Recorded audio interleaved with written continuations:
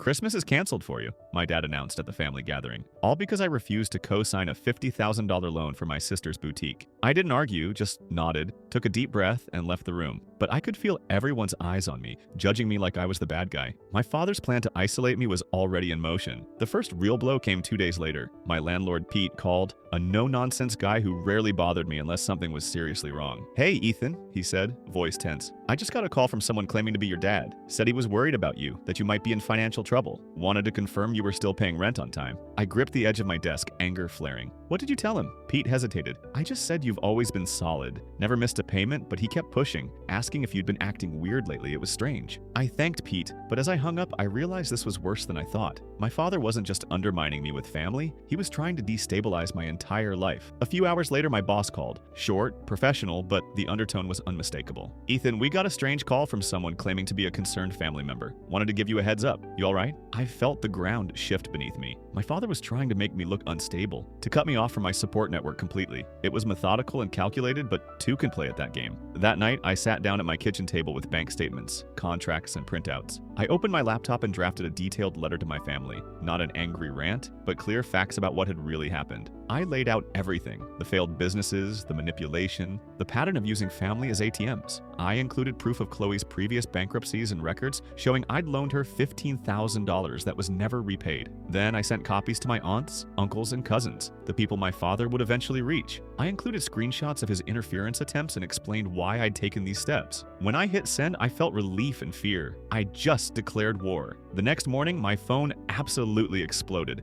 Messages from family members, most furious at my father. My Aunt Linda called, voice shaking. I had no idea he'd been doing this for years. "I'm so sorry, Ethan." My uncle Mike texted about losing $30,000 to one of Chloe's previous ventures. My father sent one text: "You made a mistake. Don't make it worse." I smiled faintly. He was rattled. For a few days, it was quiet. Too quiet. Then one morning, my bank account was frozen. No warning, just an error message on my app. I called the bank immediately. After a long wait, they explained a family member reported potential fraud. We had to freeze it for security. I knew exactly who called. I spent 6 hours untangling the mess, sending verification documents. By day's end, the account was unfrozen. But this made one thing clear. My father was escalating. That's when I remembered something. Chloe had used our father's property as collateral for her boutique lease, something he'd probably never noticed in his rush to fund her dream. I called an old friend in commercial real estate. By week's end, I'd quietly purchased the lease on her flagship store space. It wasn't cheap, but I had enough saved. Legally, I now controlled the location of her precious boutique. 2 days later, I walked past the shop, floor-to-ceiling windows, overpriced dresses, neon sign with her name in loopy script. Chloe was inside, pacing behind the counter, phone pressed to her ear, eyes wide with panic. I watched from across the street as she gestured wildly, voice muffled through the glass. She was learning the hard way that Instagram followers meant nothing without a secure location to actually sell anything. That night, my phone buzzed. Chloe's message was short and angry. "What the hell did you do? Fix this, Ethan." I leaned back in my chair and let out a slow, deeply satisfied breath. For the first time in a long time, I had the upper hand. I started digging deeper into Chloe's business loans. That's when I found the real bomb. She hadn't just used Dad's property as collateral. She'd forged my signature on secondary loan documents, listing me as a co-applicant on a separate $75,000 credit line. I was already legally tied to her failing business, and I'd had no idea. The debt was in both our names. If she defaulted, which seemed inevitable now, they'd come after me for the full amount. I sat at my kitchen table staring at the paperwork, calculating how this would destroy everything I'd built. Then I saw the date on the signature. It was from 6 months ago, right after I'd visited home for Mom's birthday when I'd left my wallet unattended. I grabbed my phone and took like 10 photos of the documents, zooming in on the signature. Then I pulled out some old paperwork from my filing cabinet, stuff I'd signed legitimately over the years. Tax forms, apartment lease, credit card applications. I laid them all out on my kitchen table under the lamp, and honestly, it was pretty obvious right away. The forgery was sloppy. My actual signature has the specific way the E loops back,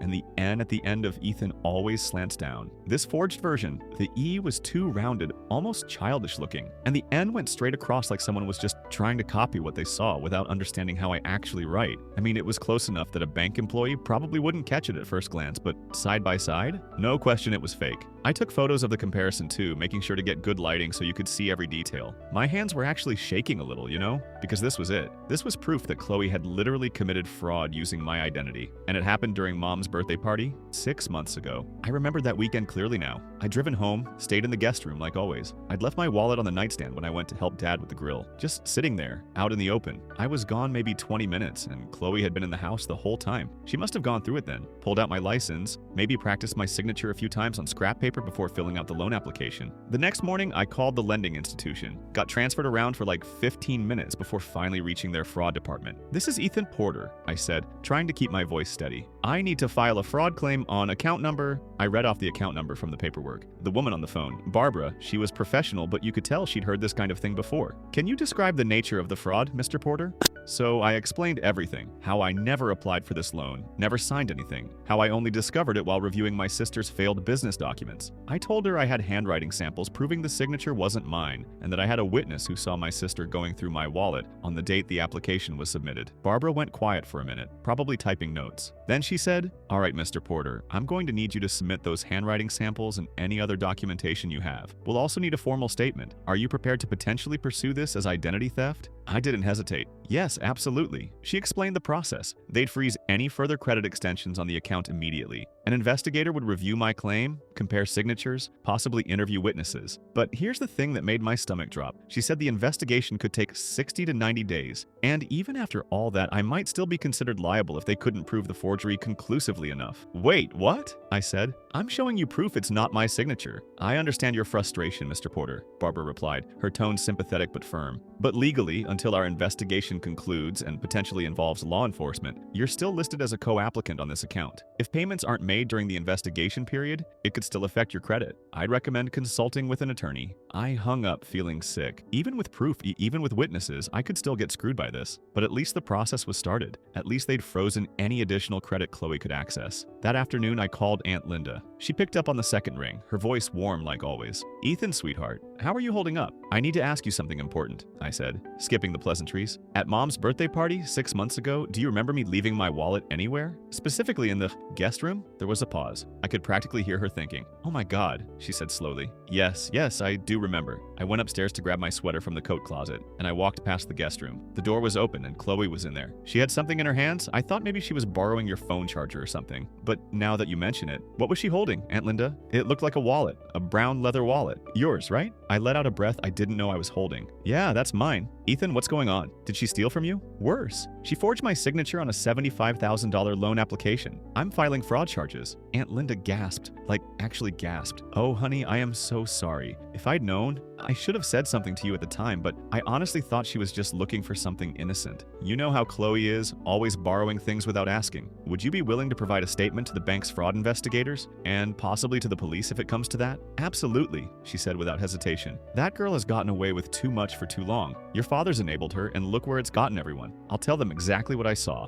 I thanked her, feeling slightly better. At least I had a witness. At least I wasn't completely alone in this. But I knew what was coming. Chloe's boutique was already struggling with the lease situation I'd created. Once she found out about the fraud investigation and the credit freeze, things were about to get really ugly. I didn't have to wait long. 3 days later, I got a call from Pete again. "Ethan, you're not going to believe this, but I just got another call. This time from someone claiming to be your sister. Said she's worried about your mental health, that you've been making false accusations against family members and might be having some kind of breakdown." I closed my eyes and rubbed my temples. "What did you tell her, Pete?" "I told her the same thing I told your dad. You're a good tenant, you're stable, and I'm not discussing your personal business with anyone else. But man, what the hell is going on with your family? Long story, but thanks for having my back." "No problem. Just keep paying your rent on time, and we're good." Meanwhile, Chloe's boutique was starting to hemorrhage money. I heard about it through the grapevine, a mutual friend who followed her on Instagram. Apparently, her suppliers were getting nervous about the lease situation. Word travels fast in the retail world, especially in our area. When vendors smell instability, they protect themselves. So instead of giving Chloe the usual net 30 payment terms where she'd order inventory and pay 30 days later, they started demanding payment up front, cash on delivery basically. This absolutely destroyed her cash flow. The whole business model relied on selling product before having to pay for it. Now she was having to pay for inventory before it even arrived, which meant she couldn't afford to restock as much. Her shelves started looking empty 50. Posts on her Instagram went from showing off fully stocked displays to artsy photos of like 3 dresses arranged on a rack with curated selection captions. Yeah, right, curated because you can't afford more inventory. Then about a week after I filed the fraud claim, I got a certified letter delivered to my apartment. The return address was from Whitmore and Associates, attorneys at law.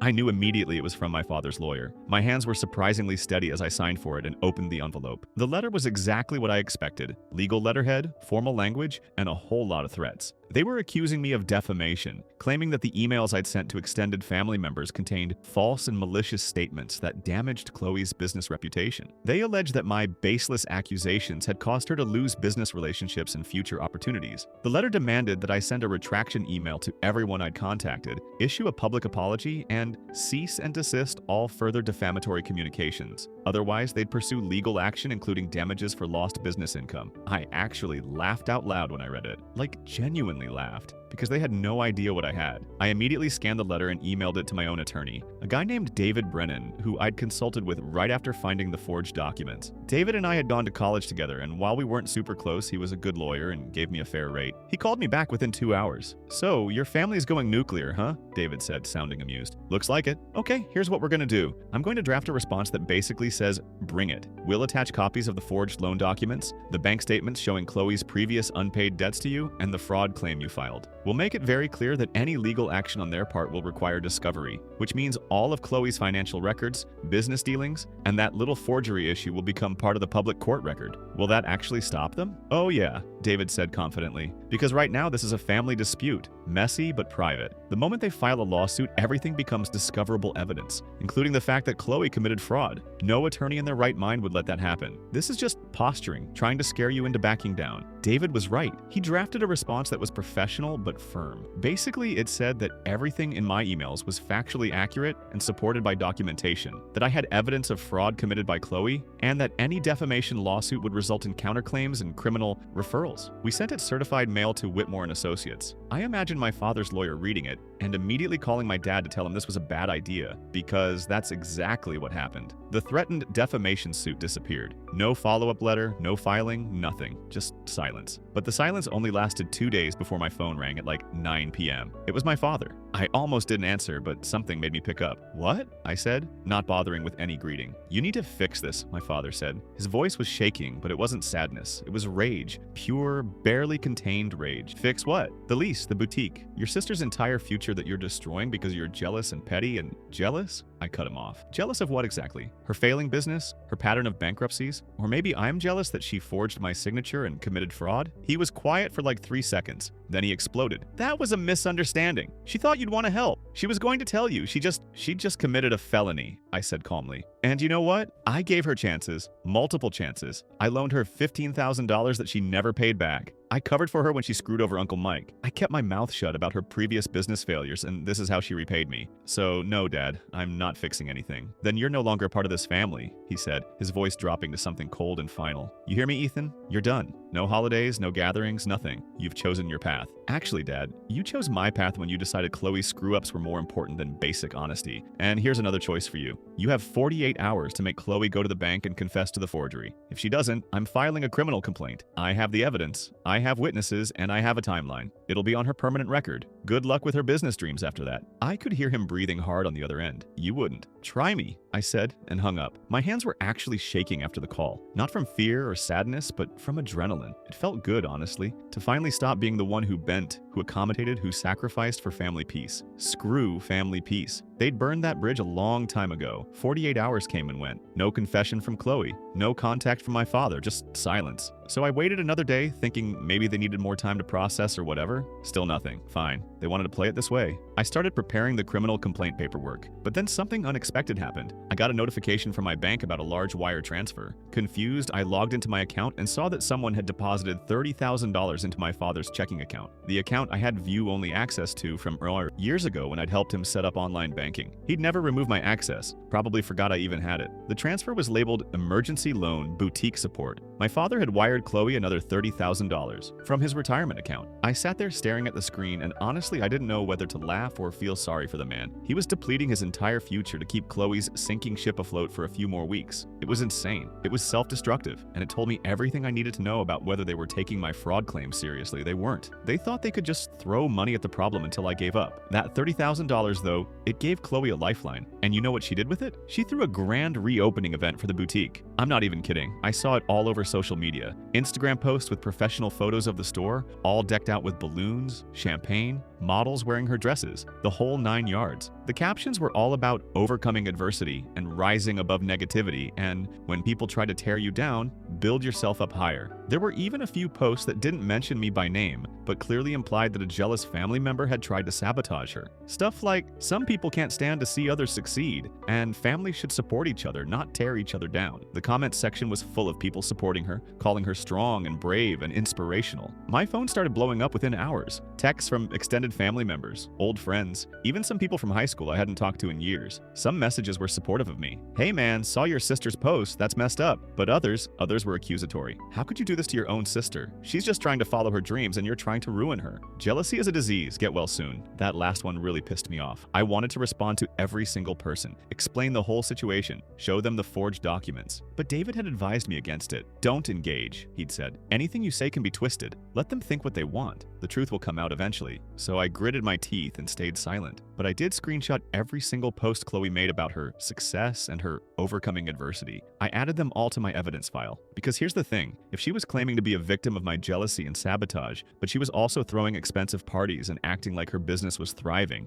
that contradicted any future claims of financial hardship or damages. David had smiled when I showed him the screenshots. Smart thinking. Keep documenting everything. Meanwhile, the bank's fraud investigation was moving forward. About 3 weeks after I filed the claim, I got a call from their fraud investigator, a guy named Robert Chen. Mr. Porter, I've reviewed your submitted evidence and interviewed your witness. I need you to come in for a formal meeting. We've reached some preliminary conclusions, but I need to inform you of the next steps. That sounded official and serious. I scheduled a meeting for the following Monday. The weekend before the meeting, I barely slept. I kept thinking about what they might say. What if they determined it wasn't enough proof? What if Chloe had somehow covered her tracks better than I thought? Monday morning, I put on a suit, grabbed my folder of evidence, and headed to the bank's main office downtown. Robert Chen met me in a small conference room. He was maybe 50, with graying hair and the kind of tired eyes that come from dealing with fraud cases all day, but he was professional and straightforward, which I appreciated. Mr. Porter, he started, spreading out several documents on the table. After reviewing your case, comparing the signatures in question with your verified handwriting samples, and speaking with your witness, we've determined that the signature on the loan application is likely forged. I felt my shoulders relax slightly. Likely? We're 95% certain. However, there's something else we discovered during our investigation that you need to know about. He slid 2 more documents across the table. Credit card applications, store cards actually,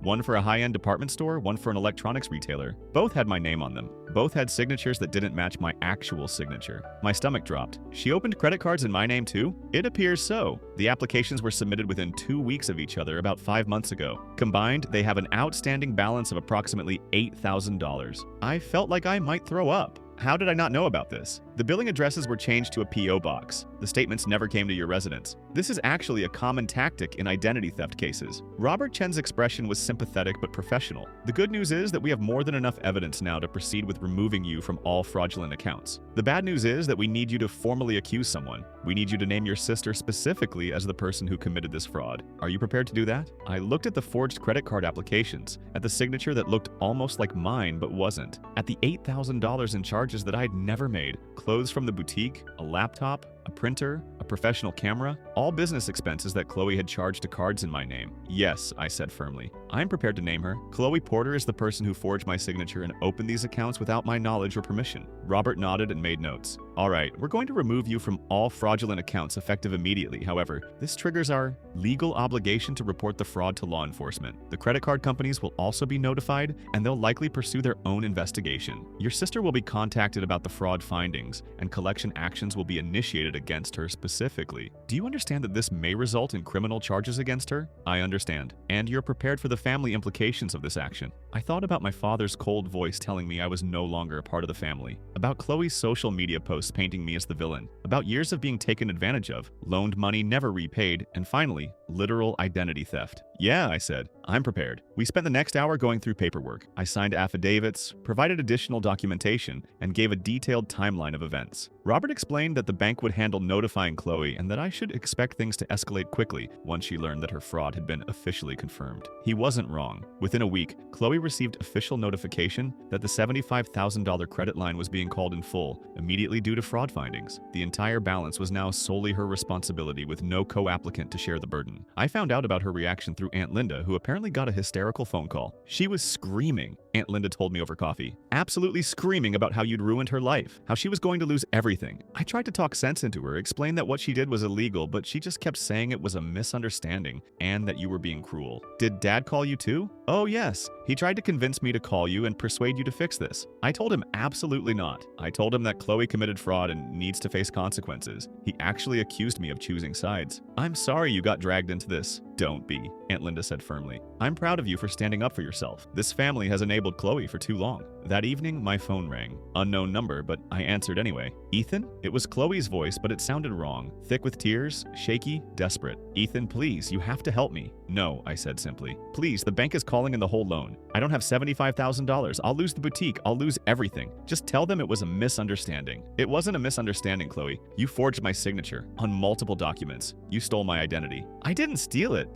I needed help getting the loan approved. I was always going to pay it back before you found out. My hand tightened on the phone. Are you actually admitting that right now? Are you seriously confessing to fraud while I'm probably recording this call? There was a sharp intake of breath, then silence. That's what I thought. I said, don't. Call me again. Ethan, wait. I hung up. But here's the thing. I was actually recording the call. I'd started recording all calls from family members after the first few threatening voicemails from my dad. So now I had Chloe on recording, explicitly admitting that she forged my signature, that she planned to keep it secret from me, and that she only intended to pay it back before I found out, which, legally speaking, was a pretty damning confession. I emailed the recording to David immediately. His response was just, holy shit, this case just became airtight. The next few days were chaotic. Chloe's boutique credit cards, the ones that had been funding her day-to-day operations, got frozen mid-transaction. She'd been in the middle of paying for a major inventory delivery, some shipment of dresses from a supplier in LA. The payment didn't go through. The delivery driver literally turned the truck around and took the merchandise back. Chloe posted about it on Instagram, some vague story about supply chain issues and unexpected setbacks. But I knew the truth. Her house of cards was finally collapsing. Then my father called again. This time, his voice was different. Not angry, desperate. Ethan, son, please, we need to talk. I'm not your son anymore, remember? You said I was no longer part of the family. I was upset. I didn't mean it. Listen, I've already put $80,000 into Chloe's business from my retirement account. I don't have the money to pay back this loan. If they pursue collection, I could lose the house. Your mother and I could lose everything. For a second, just a second, I felt bad. But then I remembered everything. The years of favoritism. The way Chloe always got whatever she wanted while I was expected to be the responsible one. The loan I'd given her that she never repaid. The forgery? The identity theft? You made your choice, I said quietly. You chose to enable her instead of letting her face consequences. You chose to drain your retirement instead of telling her no. You chose to call my landlord and my boss to try to sabotage my life. These are your consequences, Dad, not mine. But your mother, tell Mom I'm sorry she got caught in the middle of this. But this isn't my fault. This is Chloe's fault for committing fraud, and your fault for enabling her for 30 years. There has to be a solution, some way to fix this. There is a solution. Chloe closes the boutique. She liquidates whatever inventory she has left. She uses the proceeds to pay down the debt. She gets a real job with a steady paycheck and sets up a payment plan for the rest. That's how normal people handle business failures, Dad. But you won't make her do that, will you? There was a long silence. She's worked so hard on this boutique. It's her dream. Yeah, well, my dream was to have a family that didn't steal my identity and ruin my credit. I guess we both have to adjust our expectations. I hung up before he could respond. But of course, my father didn't take my advice. Instead of convincing Chloe to close the boutique and cut losses, he tried something else. He went to Uncle Mike, the same uncle who'd lost $30,000 to one of Chloe's previous failed ventures. Apparently, my father showed up at Uncle Mike's house and spun this whole story about needing $50,000 for emergency medical expenses. Cancer treatment, he said. For my mother. Completely made up, fabricated. A total lie just to get more money to throw at Chloe's failing business. Uncle Mike, being a decent human being, called me immediately. Your dad just told me your mom has cancer and needs needs $50,000 for treatment. Is that true? What? No, mom's fine. She has regular checkups. She's healthy. That's completely made up. That's what I thought, Uncle Mike said, his voice hard with anger. Because if your mom actually had cancer, you would have told family, right? So I'm guessing this is about Chloe's mess? Probably. I'm sorry he dragged you into this. Don't be sorry. I'm calling him back and telling him exactly what I think of him lying about his wife having cancer to scam more money. And Uncle Mike did exactly that. Not just a phone call either. He drove to my father's house and confronted him in person. This happened during a family dinner because apparently my father was hosting some kind of gathering to rally support. So Aunt Linda was there, a few cousins, some other relatives I didn't really know well. According to Aunt Linda, who gleefully recounted the whole thing to me later, Uncle Mike walked in, declined the offered plate of food, and said loudly, "I'm not here to eat. I'm here because someone in this room just lied to me about his wife having cancer so he could scam $50,000 out of me." The room went silent. "Mike, I don't know what you're talking about," my father started, but Uncle Mike cut him off. Don't insult my intelligence. I called Ethan. I know about the forged loans, the identity theft, the fraud. I know you've been draining your retirement to fund Chloe's failing boutique. And I know you just lied about Janet having cancer to try to squeeze more money out of family. My Aunt Linda said my father's face went red, then white, then red again. Chloe started crying and saying Uncle Mike was ruining everything. But several other relatives were already pulling out their phones, probably texting others who weren't there, spreading the news of what had just been revealed. The dinner ended in chaos. People leaving angry, shouting matches, Chloe sobbing in the kitchen while my father tried to do damage control. But the damage was done. The whole family now knew the extent of the lies, the manipulation, the financial drain. They knew my father had been deceiving everyone to protect Chloe. More importantly, they now understood that I hadn't been exaggerating or being petty in those emails I'd sent. Everything I'd said was true, and actually, I'd been more restrained than I could have been. My phone got a bunch of supportive messages that evening. Cousins I hadn't talked to in years saying they finally understood what had been happening. One cousin even apologized for sending me a harsh message after seeing Chloe's Instagram post. I'm sorry I believed her narrative. I should have known better. But the situation got worse for Chloe in other ways too. Her landlord for her personal apartment, not the boutique but where she actually lived, that guy got wind of the boutique lease issues. Because it's a small area and word travels, he started asking questions about her financial stability. Turned out she was 2 months behind on her personal rent. She'd been taking money that should have gone to her landlord and putting it into the boutique instead, trying to keep the business afloat. Now her apartment landlord sent her an eviction warning. Pay the back rent plus late fees within 10 days, or he'd start formal eviction proceedings. Chloe's response was desperate. She held a massive sale at the boutique, like 70% off everything. Designer dresses that she'd been trying to sell for $300, now going for $90. High-end accessories marked down to almost nothing. She posted about it constantly on social media, framing it as a special appreciation event for loyal customers. But anyone with business sense could see what it actually was. A fire sale, liquidation, the death throes of a failing business, and the worst part, it destroyed what little brand value she had left. When you mark everything down to 70% off, people stop seeing your products as premium or high-end. They see them as desperate clearance items. Future customers would expect the same discounts. She'd effectively killed any perception of the boutique being an exclusive, curated collection. It was now just another store dumping stock. Her remaining investors noticed. The boutique had 3 people who'd put money in early on, not huge amounts, but enough that they had contractual rights. They called an emergency meeting to review the business's financial health. Chloe tried to dodge it, claiming she was too busy with the sale. But the contracts had specific clauses about financial transparency. They had the right to see the books. When they finally sat down and went through everything, the numbers were catastrophic. The boutique had never actually been profitable, like not even close. Every single month had operated at a loss, covered by either loans or my father's money. The inventory costs were way higher than the revenue. The rent on the retail space was eating through cash, utilities, insurance. A part-time employee she'd hired and fired 3 times. It all added up to massive red ink. One of the investors, a guy named Troy who I'd met once at a family barbecue, he called me after the meeting. "I just want you to know that I believe you about everything. I just saw the books, man. It's a disaster. And I found the loan documents with your forged signature. I'm sorry your own sister did that to you. Thanks. So what are you guys going to do? We're pulling out, all 3 of us. Our contracts have clauses that allow us to withdraw our capital if the business is mismanaged or financially insolvent. We're demanding our initial investments back within 30 days, as stipulated in the agreements. I did some quick math in my head. That's got to be at least $45,000 total. Yeah, she doesn't have it, not even close. She'll probably have to declare bankruptcy. And that's exactly what the investors told Chloe. $45,000 payable within 30 days, or they'd pursue legal action for breach of contract. Chloe's already precarious situation had just become completely impossible. She owed $75,000 to the bank for the fraudulent loan, $8,000 on the credit cards opened in my name, 2 months of back rent on her apartment, back rent on the boutique space, money to various suppliers, and now $45,000 to her investors. We're talking close to $150,000 in debt, with almost no assets and a failing business. I almost felt sorry for her. Almost. But then I remembered sitting at my kitchen table, looking at my forged signature on documents that could have destroyed my financial future, and the sympathy evaporated. She did this to herself. She chose fraud over honesty. She chose risk over responsibility. And my father had enabled every single bad decision. 2 weeks after the investors pulled out, Chloe showed up at my apartment. It was late, like 11 p.m. on a Tuesday. I just gotten home from the gym and was making a protein shake when my doorbell buzzed. I checked the video intercom and saw her standing there, mascara streaked down her face, her hair a mess. She looked like she hadn't slept in days. I almost didn't answer, but I pressed the button. "What do you want, Chloe? Please let me in. Please, I need to talk to you." "So talk. Not through a door. Ethan, please, I'm begging you, I need help." "The kind of help where you declare bankruptcy and face the consequences of committing fraud? Because I can recommend a good lawyer for that." "No, I need you to help me fix this. You caused this. If you just go to the bank and tell them you authorized the loan,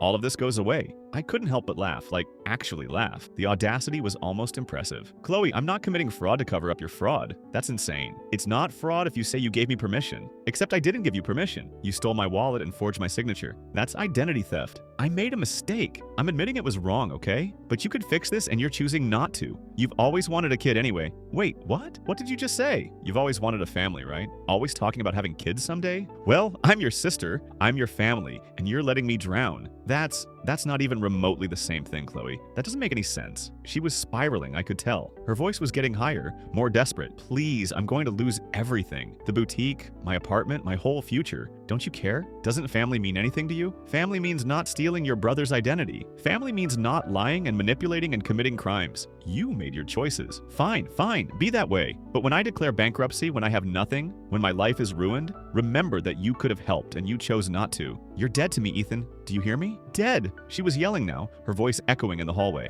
I could hear doors opening, neighbors peeking out to see what the commotion was. "You need to leave, Chloe, now." "No, not until you help me." "I'm not opening this door, and if you don't leave, I'm calling security." She stood there for another few seconds, breathing hard, then suddenly slumped against the wall and slid down, sitting in the hallway. And then she just cried. Not angry crying, but this defeated, broken sobbing. She sat there for 2 hours, just sitting outside my door, alternating between crying and yelling threats. My neighbors complained. One guy, Dave from 3 doors down, even came and tried to talk to her, tell her she needed to leave. She told him to mind his own business. Finally, around 1 a.m., building security showed up. 2 guys, professional and firm. "Ma'am, you need to leave the premises. You're trespassing and disturbing other residents." "I'm trying to talk to my brother. He's asked you to leave. If you don't leave voluntarily, we'll have to escort you out and potentially involve police." That finally got through to her. She stood up, wiped her face, gave my door one last look that I watched through the peephole, and then let security walk her to the elevator. I watched the security camera footage later because my building manager sent it to me. Chloe walked through the lobby, out to the parking garage, got in her car, sat there for 15 minutes doing nothing, then finally drove away. The next morning, I woke up to text from my building manager. "Check your car when you get a chance." My stomach dropped. I grabbed my keys and headed down to the parking garage. My car was on the 2nd level, in my assigned spot. As soon as I turned the corner and saw it, I stopped walking. The windshield was completely smashed, like spider-webbed cracks radiating from a central impact point. Someone had taken something heavy, maybe a crowbar or a tire iron, and just gone to town on it. But that wasn't even the worst part. Along the driver's side door, keyed deep into the paint so it would definitely need professional repair, was a single word in all caps: traitor. I just stood there, staring at my car, at the damage.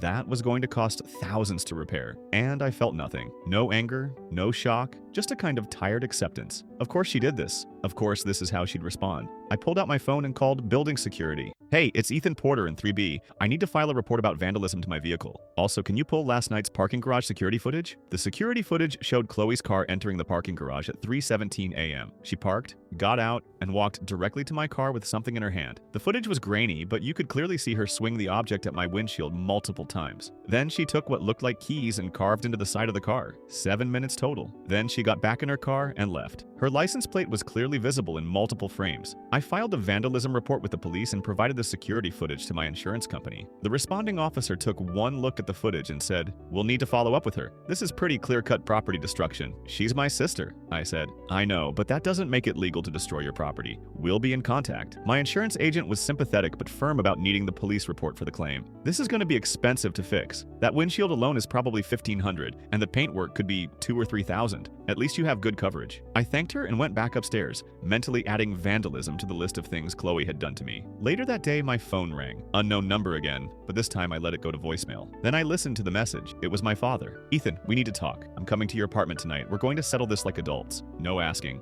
no requesting permission. Just an announcement that he was coming over, like he had any right to demand my time after everything that had happened." I texted back, "You're not welcome at my apartment. Don't come here." He replied, "I'm coming anyway." 7 p.m. I called David. "My father's threatening to show up at my apartment tonight. Can he legally do that? If you've told him not to come and he shows up anyway, that could be considered trespassing or harassment. Document everything. Tell your building security that he's not welcome. If he shows up and refuses to leave, call the police." So that's what I did. I called building security and gave them a heads up that my father might try to visit and was not authorized. They made a note in their system and said they'd keep an eye out. 7 p.m. came and went. No father. Maybe he'd reconsidered, I thought. But then at 7:45, my video intercom buzzed. It was my father, looking stern and determined. "Ethan, let me up." "No, I told you not to come. I'm your father. We're going to talk about this." "We're not. You need to leave." "I'm not leaving until you listen to reason. Let me up or I'll stand here all night." I sighed and called security. "My father's in the lobby refusing to leave. Can you handle it?" 2 minutes later, security showed up on the intercom camera. I watched them tell my father he needed to leave, and I watched him argue with them. He was there for another 20 minutes, getting increasingly agitated until they finally threatened to call the police. He left, but not before shouting at the camera,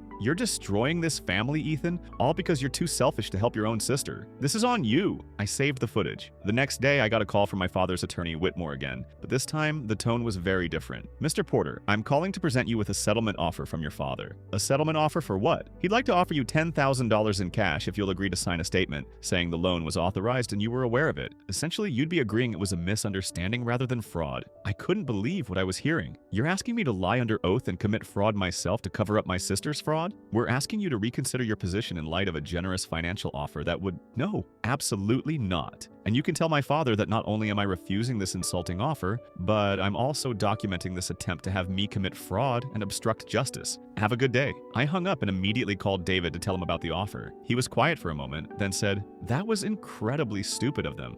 That's basically offering you a bribe to lie to federal investigators. I'm going to document this in our records. If they try anything else, this establishes a pattern of obstruction. They're really desperate, aren't they? Oh yeah, this is the move of someone who knows they're about to lose everything and is making bad decisions out of panic." David was right. Within 2 weeks, the boutique's building management served Chloe with eviction papers for the store space. She'd bounced 3 rent checks in a row. They gave her 30 days to vacate the premises, pay the back rent, or face formal eviction proceedings. She didn't have the money. The store sat there, half empty because of her fire sale, with a huge eviction notice taped to the window. She stopped posting on Instagram entirely. Her last post had been some vague inspirational quote about weathering storms and true strength, but even her followers were starting to ask questions in the comments. "Is everything okay? Haven't seen any new inventory posts lately. Are you still open?" No responses. Radio silence. Meanwhile, her apartment landlord made good on his threat and filed formal eviction proceedings. Chloe was now facing eviction from both her business and her home, simultaneously. But apparently, she wasn't going down without a fight. On social media, she made a post. A long post? A full essay, really. Posted to Instagram and Facebook simultaneously,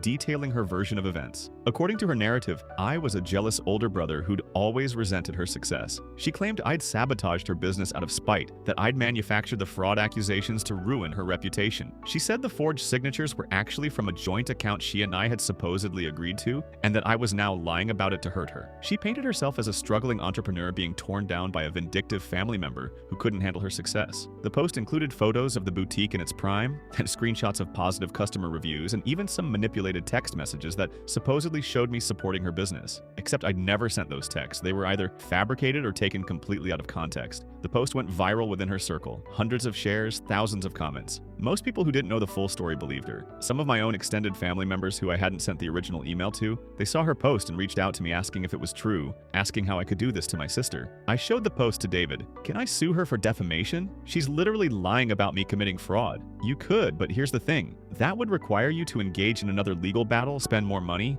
and give her post more attention. Sometimes the best response to false accusations is to let them fade naturally while the truth speaks for itself through official channels. The bank's fraud investigation, the police report for the vandalism, the forged documents, all of that is documented fact. Her social media lies will crumble when reality hits. So I just let her trash my reputation for now. Focus on protecting yourself legally and financially. Her lies have a shelf life. The truth has staying power. It was frustrating advice, but probably right. So I didn't respond to her post. I didn't engage. I just let it sit there while I continued gathering evidence and documentation. Meanwhile, Chloe's landlords weren't willing to wait. The boutique eviction was proceeding on schedule. She had 3 weeks left to vacate. Her apartment was on a shorter timeline, only 10 days before formal eviction proceedings began. Desperate for cash, she did something that honestly surprised me with how short-sighted it was. She listed the remaining boutique inventory on discount websites. Not just her own website, but third-party resale platforms where people sell used or discounted goods. Wedding dresses for $200, designer accessories for $20. Everything was priced to move immediately, no negotiation. It worked in the sense that she sold a lot of stuff quickly, but it also absolutely destroyed whatever brand value remained. People on these discount sites started sharing her listings, talking about the massive price drops, speculating about what was wrong with the merchandise. Some buyers left reviews saying the items were exactly as described, which actually made things worse because it confirmed she'd been selling $800 dresses that were actually worth maybe $200. All the curated boutique marketing, all the premium pricing, all the influencer partnerships, it all got exposed as overpriced, marked up items that had no real unique value. Her remaining investors, the ones who demanded their money back, they saw what she was doing and immediately sent a cease and desist letter. Turns out there was a clause in their investment agreements that gave them rights to the inventory if the business was liquidated. By selling everything off without their permission, Chloe was violating the contract. They threatened to sue her for the full value of the inventory plus their original investments. Chloe ignored the letter. What else could she do? She needed cash immediately, and lawyers weren't her priority when she was about to be homeless. But ignoring a legal document from investors with contractual rights was yet another terrible decision in a long line of terrible decisions. 3 days after they sent the cease and desist, all 3 investors filed a joint lawsuit against Chloe for breach of contract, mismanagement of funds, and fraudulent misrepresentation. The suit demanded immediate return of their $45,000 in investments, plus damages, plus legal fees. Chloe had no defense. She'd signed contracts, taken their money, mismanaged the business, and then violated the liquidation terms. This was an open and shut case, and everyone knew it. Her building manager at the boutique, tired of the drama, called in a commercial property assessment company. They did an inspection of the space and found damage to the walls where Chloe had installed custom shelving, holes in the flooring from clothing racks, and water damage in the back storage room from a leak she'd apparently never reported. The final damage assessment was $12,000. Added to the 3 months of back rent she owed, the boutique alone now represented over $20,000 in debt to the building management company. The apartment eviction became official the following week. The sheriff's office posted a notice on Chloe's apartment door, giving her 72 hours to vacate or have her belongings removed by force. I heard about it through Aunt Linda, who'd driven past Chloe's apartment building and seen her loading boxes into her car. She looked terrible, Ethan. I mean, I know what she did was wrong, but she looked absolutely defeated. Hair unwashed, wearing the same clothes I saw her in 3 days ago. I almost stopped to offer help, but then I remembered what you went through. She made her choices, I said, though I felt a tiny flicker of something. Not sympathy exactly, but maybe acknowledgement that watching someone self-destruct is never entirely satisfying, even when they deserve it. Chloe moved back into our father's house. She didn't have anywhere else to go. No apartment, no boutique, no income, and mounting debt from multiple sources. She packed what little she could fit into her car and left the rest for the apartment management to dispose of. I only know this because one of her social media followers, someone who'd turned against her after the truth started coming out, sent me screenshots of her posts. She'd switched her accounts to private but was still posting, this time about how she'd lost everything and learned who her real friends were. The posts had a victim mentality that was almost impressive in its lack of self-awareness. No acknowledgement of the fraud, the forgery, the lies, just complaints about how unfair life was, how family had abandoned her, how business was cruel. Meanwhile, Aunt Linda organized a small gathering with me and several relatives who'd supported me through everything. Her house, a Saturday afternoon barbecue, nothing fancy, but it meant a lot. Uncle Mike was there, a few cousins who'd reached out with support after learning the truth, and even one of Chloe's former friends who'd cut ties after discovering Chloe had borrowed money and never repaid it. We didn't spend the whole time talking about Chloe and my father, but it came up. Uncle Mike raised his beer and said, "To Ethan, for having the backbone to stand up for himself when the rest of us should have been standing up years ago." People clinked glasses. It felt good, honestly. Not triumphant, just steady. Like I'd found my actual family among the relatives who valued honesty over blind loyalty. One of my cousins, Jessica, pulled me aside later. "I just want you to know that I see now how much you protected the rest of us. If you hadn't stopped Chloe when you did, who knows how many more people she would have scammed. I'm sorry you had to be the one to take that hit." "Thanks. I just wish I'd done it sooner." "Maybe. But you did it when you were ready, and that's what matters." At the end of the day, I went home feeling lighter than I had in months. The legal battles weren't over, the debt wasn't resolved, but I had clarity. I knew who had my back. I knew I'd made the right choices, even when they were hard. My father's retirement account, meanwhile, was in shambles. I still had view-only access to his account. He'd still never removed me, and occasionally I'd check in just to gauge how bad the damage was. The total hit was around $120,000. Money he'd pulled out to fund Chloe's boutique, cover her debts, try to fix the unfixable. He was 62 years old. He'd planned to retire at 65. Now, he was looking at working until at least 72, probably longer. I saw emails in his account, automated notifications from his financial advisor basically screaming in professional language that his retirement timeline was completely destroyed. Recommendations to increase contributions, cut expenses, maybe pick up consulting work to rebuild the account. My mother, according to Aunt Linda, was devastated. She'd had no idea how much money my father had been moving until the damage was done. She'd trusted him to manage their finances, and he'd nearly bankrupted them to enable Chloe. Their marriage was strained, that much was clear. I wasn't privy to their private conversations, but Aunt Linda mentioned my mother staying with her for a few days to clear her head. That said everything. Chloe, living back at home with no job and no prospects, apparently tried to start a consulting business. I saw a LinkedIn profile she'd created positioning herself as a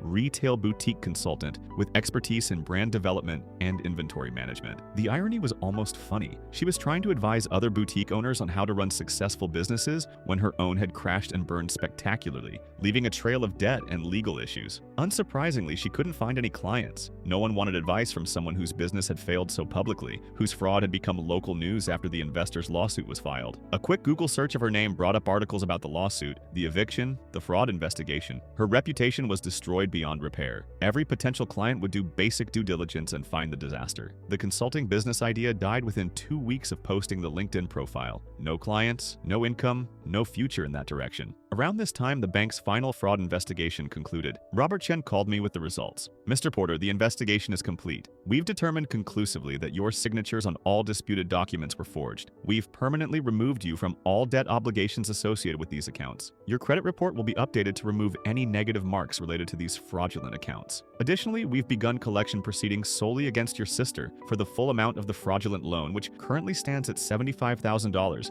plus accrued interest and fees. She'll be receiving official notice within the next few days." What does that mean for her? It means she's legally responsible for the full debt. If she doesn't pay or establish a payment plan, the debt will be sent to collections, which will destroy her credit. We'll also be reporting the fraud to relevant credit agencies and potentially to law enforcement for criminal prosecution. She's looking at serious financial and possibly legal consequences. "Good," I said simply. "Thank you for taking this seriously. It's our job. I'm sorry you had to go through this with a family member, though. That's never easy." He wasn't wrong. It wasn't easy, but it was necessary. Chloe received the notice 3 days later. "I know because my father called me," his voice barely controlled. "The bank wants $75,000 from Chloe. Immediately. They're threatening collections and criminal charges. You did this. You destroyed your sister's life." "No, Dad. Chloe destroyed her own life when she forged my signature and committed fraud. This is the consequence of her actions. She has nothing. She can't pay this. They're going to ruin her credit, ruin her future. She'll never recover from this." Then maybe she should have thought of that before committing multiple felonies. You could have just let it go. I could have let her steal my identity and ruin my financial future. Is that what you wanted? For me to just take the hit so Chloe could keep pretending to be a successful businesswoman? There was a long pause. Then my father said, his voice cold and final,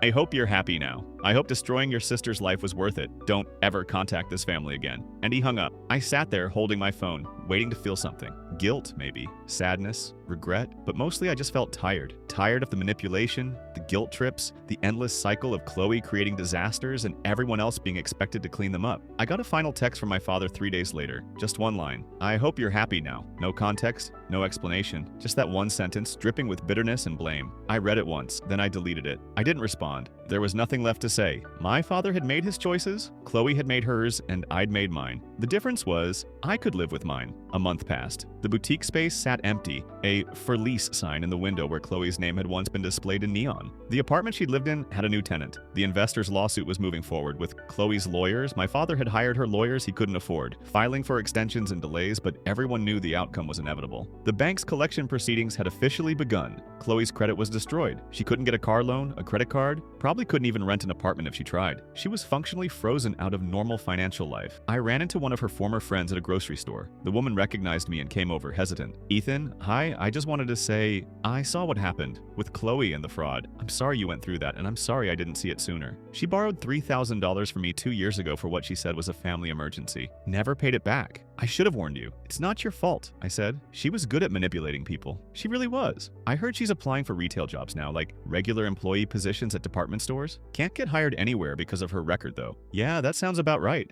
We talked for a few more minutes, then parted ways. But the conversation stuck with me. Chloe was trying to get regular jobs and couldn't, because her reputation preceded her. The fraud, the lawsuits, the failed business, it all showed up in background checks and reference calls. She was basically unemployable in any professional capacity. She'd destroyed her own future more completely than I ever could have. All I'd done was refuse to let her destroy mine too. Chloe attempted one final appeal. A handwritten letter showed up at my apartment, delivered by regular mail. No return address, but I recognized her handwriting immediately. The letter was 3 pages, front and back. It started with an apology. She said she was sorry for forging my signature, sorry for the credit cards, sorry for the vandalism to my car. She claimed she'd been desperate and scared and made terrible decisions under pressure. The middle section tried to explain her thinking, how she'd always felt like she had to prove herself, live up to expectations, be successful, how the boutique had been her dream and she'd been willing to do anything to make it work, how she thought she could fix everything before anyone found out. The final section was a plea. She asked me to call the bank, tell them I was willing to work out a payment plan with her, co-sign a consolidation loan, anything to help her manage the debt. She promised she'd pay me back, promised she'd learned her lesson, promised things would be different. At the very end, she'd written, "You're my brother. Please. I have no one else." I read the letter twice, then I put it in my evidence file and didn't respond. The apologies would have meant more before the forgery, before the lies, before she destroyed my car and then blamed me for her consequences. Too little, too late. The investor's lawsuit concluded 2 weeks later. The judge ruled in their favor, as everyone knew he would. Chloe was ordered to repay the $45,000 in investments, plus $18,000 in damages and legal fees. $63,000 total payable immediately. She didn't have it, so the judgment became another debt in collections, another black mark on her credit, another weight dragging her down. My father's consulting work barely covered his own bills. He couldn't bail her out anymore. He'd already sacrificed his retirement, strained his marriage, and alienated half the family. There was nothing left to give. Chloe filed for bankruptcy 3 weeks after the judgment. Chapter 7, Full Liquidation. She had almost no assets to liquidate. Her car was leased. Her belongings were minimal, but at least bankruptcy would discharge most of her debts. Not the fraud-related debts, though. Those couldn't be discharged in bankruptcy. The $75,000 from the bank, that would follow her for years, accruing interest, destroying her ability to build any kind of financial life. She'd be paying it off for decades, assuming she ever found employment that allowed her to make payments.